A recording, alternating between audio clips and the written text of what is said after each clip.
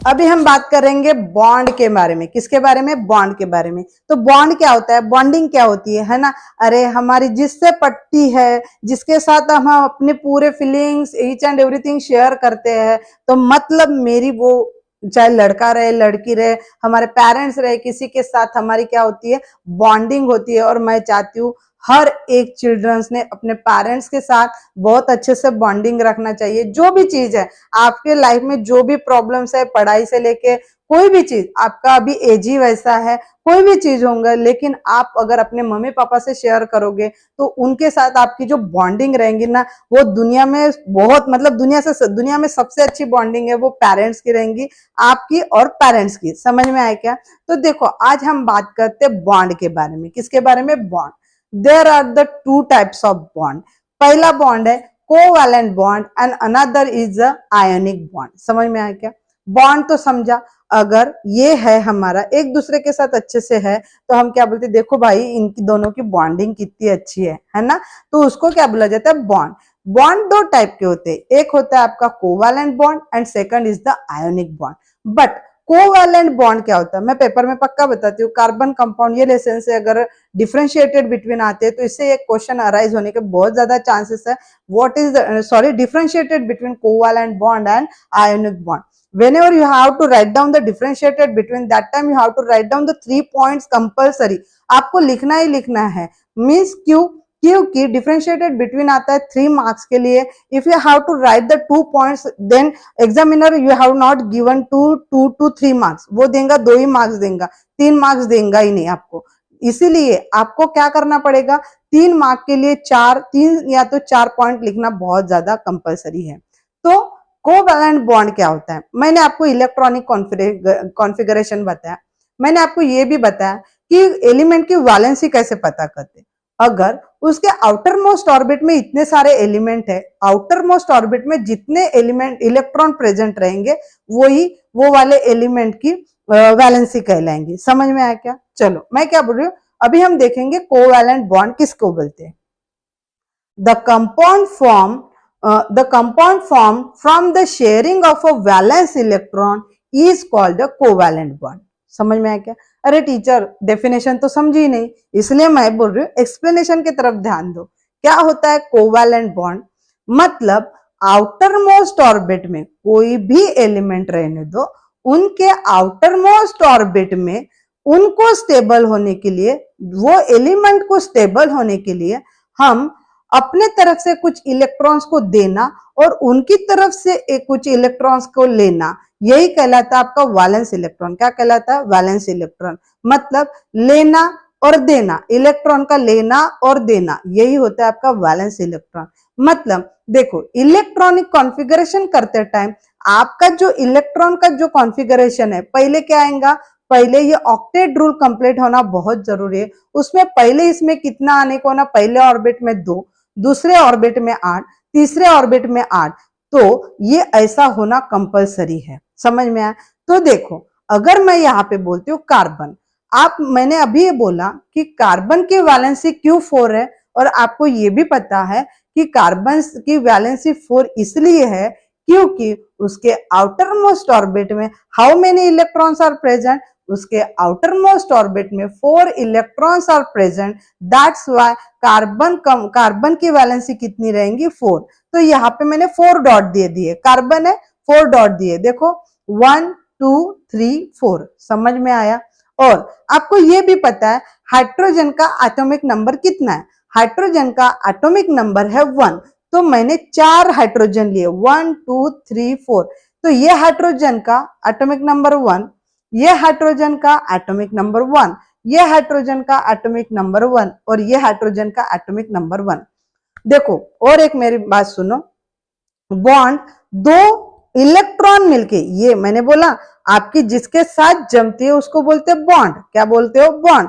तो बॉन्ड होने के लिए 2 व्यक्ति चाहिए, 2 पर्सन चाहिए, तो वैसे ही बॉन्ड बनने के लिए 2 इलेक्ट्रॉन से 1 बॉन्ड बनेगा, 2 इलेक्ट्रॉन से 1 बॉन्ड बनेगा। तो देखो, और मुझे ऑक्टेट रूल पूरा करने के लिए, मुझे इलेक्ट्रॉनिक कॉन्फ़िगरेशन का ऑक्टेट रूल पूरा करने के लिए मुझे पहले इसमें ऑर्बिट में कितने इलेक्ट्रॉन चाहिए? 2। तो देखो अभी मैं ये हाइड्रोजन की बात करती हूँ और तो ये कार्बन के 4 इलेक्ट्रॉन हो गए, ये हाइड्रोजन का 1। मैंने बोला कितने इलेक्ट्रॉन चाहिए पहले ऑर्बिट में? 2, तो हो गए हाइड्रोजन के 2, मतलब ये हाइड्रोजन अपने आप में स्टेबल हो गया। What about the another hydrogen? ये हाइड्रोजन का 1 और ये कार्बन का 1। कार्बन ने हाइड्रोजन के साथ क्या कर ली? कार्बन ने हाइड्रोजन के साथ बॉन्डिंग कर ली। 2 इलेक्ट्रॉन से एक बॉन्ड बना, 2 इलेक्ट्रॉन से एक बॉन्ड बना, 2 इलेक्ट्रॉन से एक बॉन्ड बना, है ना? मतलब यहाँ पे चारों हाइड्रोजन है वो 2 इलेक्ट्रॉन से स्टेबल हो गए। But what about the carbon? Carbon के पास तो 4 ही इलेक्ट्रॉन है, लेकिन उसको स्टेबल होने के लिए अब हमको कितने के इलेक्ट्रॉन्स की जरूरत है? हमको और से 4 इलेक्ट्रॉन्स की जरूरत है। तो देखो ये तो कार्बन के 4 इलेक्ट्रॉन प्रेजेंट है, 1 2 3 4। अभी हाइड्रोजन के साथ उसने बॉन्डिंग कर ली, तो वो जो हाइड्रोजन का है वही कार्बन का है और जो कार्बन का वो हाइड्रोजन का है। 4 के बाद 5 6 7 8, मतलब कार्बन के आउटर मोस्ट ऑर्बिट में स्टेबल होने के लिए अभी उसके पास कितने का इलेक्ट्रॉन्स है? 8 इलेक्ट्रॉन्स है। इसी कंसेप्ट को हम बोलते हैं, क्या बोलते हैं? Covalent bond. मतलब वैलेंस इलेक्ट्रॉन, मतलब हम क्या कर रहे हैं? इलेक्ट्रॉन्स का लेना देना, है ना? इसी कंसेप्ट को बोला जाता है covalent bond. But what about the ionic bond? अभी मैंने बताया था कोवैलेंट बॉन्ड और आयोनिक बॉन्ड। तो आयोनिक बॉन्ड क्या होता है उसके वो कंसेप्ट को समझ लेते हैं। Electrostatic force of attraction between the 2 ions, it is called the ionic bond. मतलब देखो एक चीज में आयोनिक बॉन्ड का कंसेप्ट क्लियर करने के पहले मैं आपको कुछ और एक चीज बताती हूँ। देखो आयंस के 2 टाइप होते हैं। क्या होते हैं? आयंस के 2 टाइप होते हैं। एक होता है कटायन और दूसरा होता है अनायन। समझ में आया क्या?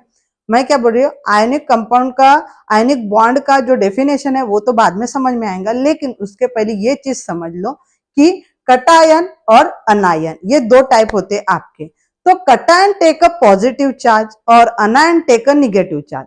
आपकी दुनिया में हमको पता है कि दुनिया में हर एक चीज एक दूसरे को अट्रैक्ट करती है। ये है पॉजिटिव, ये है निगेटिव। आपको ये चीज पता है कि हर एक पॉजिटिव निगेटिव वाले को अट्रैक्ट करता है और निगेटिव पॉजिटिव को अट्रैक्ट करता है। समझ में आया क्या? तो cation take a positive charge और anion take a negative charge. Just for your information के लिए मैं ये बता रही हूँ, आयंस के 2 टाइप है, कटायन और anion. Cation take a positive charge, anion take a negative charge. ठीक है? Why cation take a positive charge? क्योंकि वो अपना हर एक इलेक्ट्रॉन को लॉस करता है। लॉस ऑफ इलेक्ट्रॉन उसके लिए इसी के साथ उसके सर के ऊपर कौन सा चार्ज होता है? कटायन के पास पॉजिटिव चार्ज होता है, क्योंकि वो अपने इलेक्ट्रॉन को लॉस करता है। ठीक है? देखो फॉर एग्जाम्पल मेरे पास सोडियम का एटॉमिक नंबर है 11। कितना है? 11। मैं आपको एक चीज बता रही हूँ अच्छे से, इसको बोलते हैं न्यूक्लियस। क्या बोलते हैं? न्यूक्लियस।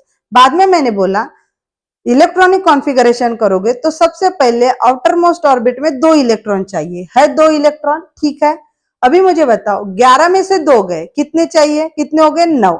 दूसरे ऑर्बिट में मुझे 8 कंपलसरी है, मतलब 9 में से 8 है हमारे पास। तो अभी 8 है क्या? देखो 1 2 3 4 5 6 7 8। हाँ है 8। पहले क्या किया मैंने? 11 में से पहले ऑर्बिट में मुझे कितने चाहिए? 2। ठीक है? दूसरे ऑर्बिट में मुझे कितने चाहिए? 8। अभी बचा कितना? 1। ये 1 इलेक्ट्रॉन है ना? तो ये 1 इलेक्ट्रॉन, अभी 1 इलेक्ट्रॉन हमेशा बता रही हूं, अगर कोई एलिमेंट इलेक्ट्रॉनिक कॉन्फ़िगरेशन करेगा तो वो कितना देगा? देखो इलेक्ट्रॉनिक कॉन्फ़िगरेशन करते टाइम जब भी हम शेयर करते हैं इलेक्ट्रॉन्स को लॉस करना और गेन करना, तो हम 4 इलेक्ट्रॉन देंगे, 4 इलेक्ट्रॉन देंगे, 3 इलेक्ट्रॉन देंगे, 2 देंगे, नहीं तो 1 देंगे, लेकिन 4 के ऊपर किसी को कुछ नहीं देंगे। तो हर एक एलिमेंट दूसरे एलिमेंट को उतने ही इलेक्ट्रॉन शेयर करेगा, उतने ही इलेक्ट्रॉन का लॉस करेगा और उतने ही इलेक्ट्रॉन का गेन करेगा। तो कितने इलेक्ट्रॉन का लॉस और शेयर करेगा? 4, नहीं तो 3, नहीं तो 2, नहीं तो 1। अगर सोडियम अगर अपने आप में स्टेबल होना चाहेगा तो कोई भी इसको कितना दे सकेगा? 4। बट ये 4 से स्टेबल होगा क्या? 4, और ऑलरेडी एक 1 है 5। 5 से ऑक्टेट रूल कंप्लीट होने वाला है क्या? नहीं। ऑक्टेट रूल पूरा होने के लिए पहले ऑर्बिट में 2 चाहिए, दूसरे ऑर्बिट में 8 चाहिए और तीसरे ऑर्बिट में 8 चाहिए। नहीं तो पहले ऑर्बिट में 2 है तो स्टेबल हो जाएगा, दूसरे ऑर्बिट में 8 है तो स्टेबल होगा, बट तीसरे ऑर्बिट में 8 नहीं तो वो स्टेबल होगा क्या? नहीं। तो वो सोडियम क्या बोलेगा, भाई मुझे देने वाला कोई भी ना 1 देगा, 2 देगा, 3 देगा, 4 देगा, लेकिन 8 के लिए कैपेबल के लिए मुझे और ज्यादा इलेक्ट्रॉन्स की जरूरत है, वो मुझे कोई नहीं देगा, उससे अच्छा तू मुझे छोड़ के चला जा। तो ये सोडियम का एक इलेक्ट्रॉन ये क्या करता है, अपना लॉस कर देता है। इसीलिए सोडियम के ऊपर हमेशा प्लस का साइन होता है। मैंने क्या बोला, आयंस के 2 टाइप होते हैं, cation and anion. Cation take a positive charge. Why cation take a positive charge? Because cation क्या करता है, अपने हर एक इलेक्ट्रॉन को लॉस करता है, that's why cation take a positive charge. Why anion take a negative charge? क्योंकि वो अपना इलेक्ट्रॉनिक कॉन्फ़िगरेशन स्टेबल करने के लिए गेन करता है। क्या करता है? गेन करता है। सोडियम ने बोला जा भाई तू जा, जा मुझसे दूर, तू चला जा, तो ये क्या करेगा, एक इसको देख छोड़ के चला गया, मतलब इसका इलेक्ट्रॉनिक ये कितने से स्टेबल हो गया, 2,8 से ये सोडियम स्टेबल हो गया, बट इसका इलेक्ट्रॉनिक कॉन्फ़िगरेशन कितना है, 281। क्या बोलेगा, अनायन टेकन निगेटिव चार्ज। क्यों अनायन टेकन निगेटिव चार्ज? देखो यहाँ पे अगर मैं बात करती हूँ, हाइड्रोजन का एटॉमिक नंबर है 1, कितना है 1। अभी देखो मुझे स्टेबल होने के लिए पहले ऑर्बिट में मुझे कितने इलेक्ट्रॉन्स की जरूरत होती है, 2 इलेक्ट्रॉन्स की जरूरत होती है। तो मैं क्या करूंगी, सोडियम ने क्या बोला अपने एक इलेक्ट्रॉन को, मुझे तो कोई साथ देगा नहीं, उससे अच्छा तू मेरे से मुझे छोड़ के चला जा। तो ये सोडियम का एक इलेक्ट्रॉन छोड़ के चला गया। तो हाइड्रोजन को कितने की जरूरत है, और 1 की जरूरत है, क्योंकि उसके आउटर मोस्ट ऑर्बिट में कितना है, 1 इलेक्ट्रॉन है, लेकिन मुझे स्टेबल होने के लिए और कितने इलेक्ट्रॉन्स की जरूरत है, 1 इलेक्ट्रॉन, मतलब 1 और 1 कितना हो जाता है, 2। तो ये सोडियम इसको 1 इलेक्ट्रॉन दे देता है, तो इसके पास कितने हो गए, 2 इलेक्ट्रॉन। इसीलिए देखो उल्टा कंसेप्ट है, जब हम कोई चीज अपने तरफ से चली जाती है तो हम क्या करते हैं, माइनस करते हैं, और जो कोई चीज अपने पास आती है तो हम क्या करते हैं, प्लस करते हैं। बट साइंस में ऐसा नहीं है।